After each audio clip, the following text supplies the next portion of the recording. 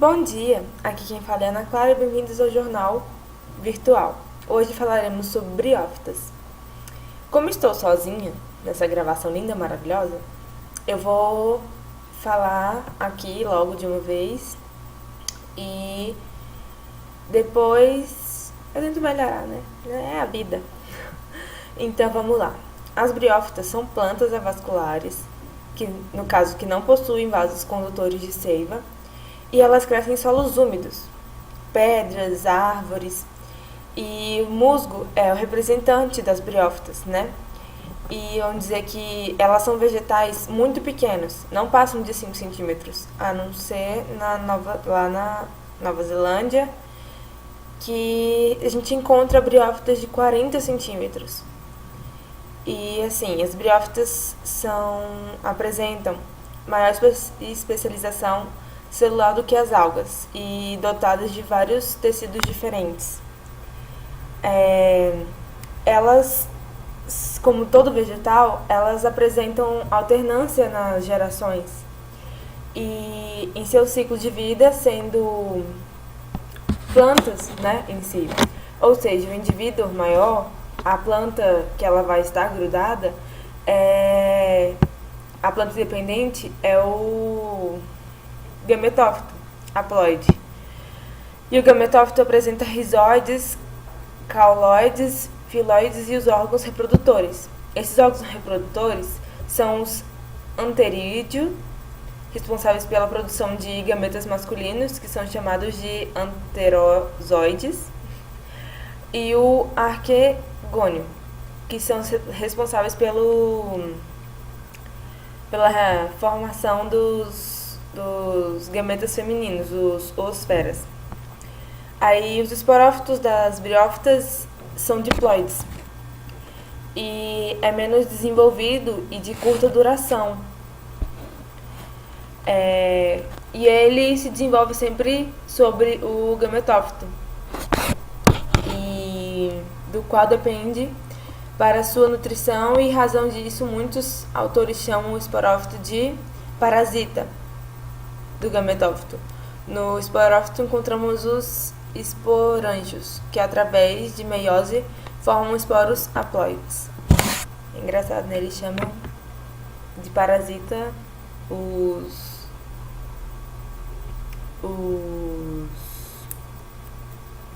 esporófitos e chamam os musgos de parasitas, o que eu acho que não deve ser verdade, mas né, é a vida. Aí a maioria dos briófitas é dioica, plantas com sexos separados. Mas existem algumas espécies monoicas, estruturas reprodutoras masculinas e femininas. Nas briófitas que realizam a reprodução sexuada, os anterozoides chegam até arquegônios, através de uma gota d'água, de chuva ou de orvalho. E os anterozoides das briófitas apresentam dois flagelos, cujo batimento lhes permite nadar até alcançar os gametas femininos. Fecundando-os por causa disso, a reprodução sexuada desses vegetais depende totalmente da água em estado líquido. Peraí, gente. Quando os anterozoides chegam ao arquegônio e fecundam a oosfera, organizam-se o zigoto, que depois de meioses sucessivas origina o embrião, que permanece protegido no arquegônio, recebendo substâncias nutritivas da planta mãe. O embrião se desenvolve por meio de novas mitoses e dá origem ao esporófito. Em sua cápsula, desenvolvem os esporos, a partir da meiose sofrida pela célula mãe. Deu pra entender, né? Sim, eu estou lendo, porque é muita coisa pra decorar. Então, quem não entendeu é o seguinte. Vamos falar da forma que todo mundo entenda, né? É que nem tem uma relação. Então, gente, uma coisa. Lá Pera que eu já esqueci o nome. O zigoto é tipo meio que um embrião. Então ele recebe, depois de várias meioses, ele fica lá recebendo nutrientes da planta mãe. E o embrião se desenvolve por meio de outras meioses, né? Depois disso, ele dá origem ao esporófito. E a cápsula desenvolve os esporos e a partir de outras meioses sofridas pela célula mãe, eles são liberados após um certo período, né? Então, meio que depois disso eles morrem, os esporófitos morrem. Que triste a vida. Depois disso, tem algumas briófitas que apresentam reprodução assexuada, né? Que é por fragmentação, elas se separam e meio que juntam fragmentos, ou então às vezes juntam fragmentos. Eu ia falar de brotação aqui do nada. Ó que lindo. E um processo no qual partes de um indivíduo ou de uma colônia geram novos gametófitos. Outro tipo de reprodução assexuada das briófitas.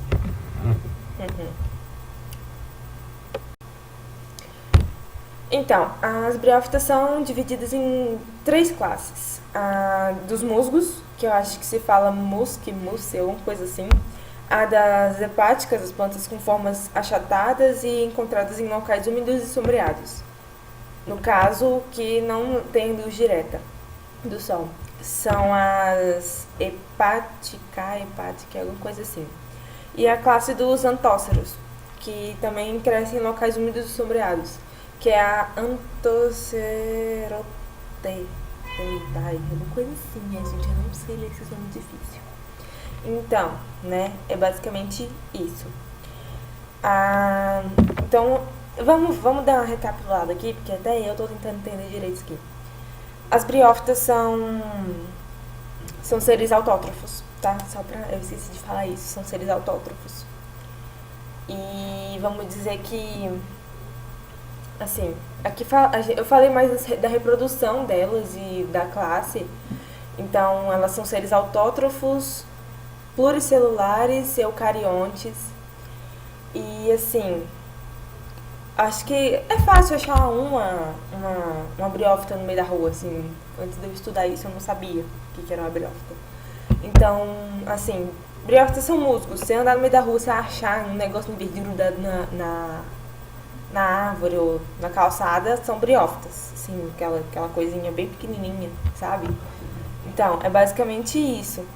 E, assim, tem outras definições e tudo mais aqui que tá falando que são rizóides, cauloides e filóides. É bom eu falar isso também porque, né, todo mundo precisa aprender.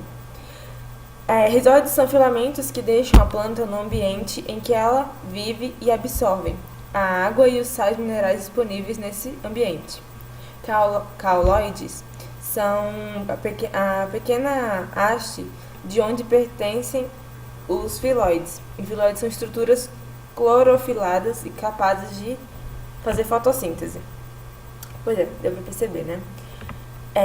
Cara, é muito engraçado porque as briófitas são coisas tão pequenininhas, né? E tem uma estrutura tão grande. A gente nunca ia pensar nisso. E, sim, como eu tinha falado, elas são autótrofas e tudo bonitinho, né? Então, gente, foi basicamente isso. Eu acho que eu vou dar mais uma recapitulada aqui rapidão, né? Pra reforçar. Então, é o seguinte. Como eu disse, briófitas são seres autótrofos, unipluricelulares, eucariontes. O ciclo reprodutor e o ciclo de vida tá tudo aí. Elas fazem reprodução sexuada e assexuada por fragmentos. E aí é ciclo de vida, ele falou sobre o zigoto, não sei o que, as coisas assim, falou o nome lá do negócio que eu já esqueci. Gente, como é que esquece? Então, aí também falou que são hospedeiros, né, porque não sobrevivem sozinhos. Eles precisam sempre estar anexados a alguma coisa úmida e sombreada para sobreviverem. E, assim, normalmente são árvores, né? Assim, você vê que toda vez que você vê no chão, ele tá do lado de água ou então do mato mesmo. Ou então ele tá assim na terra, porque terra é úmida, né? E quando não tá úmida ele tá na árvore, que a árvore absorve muita água.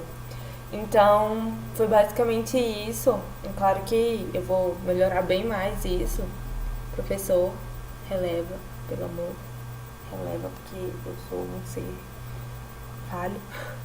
Então foi assim, foi isso mesmo. E até a próxima.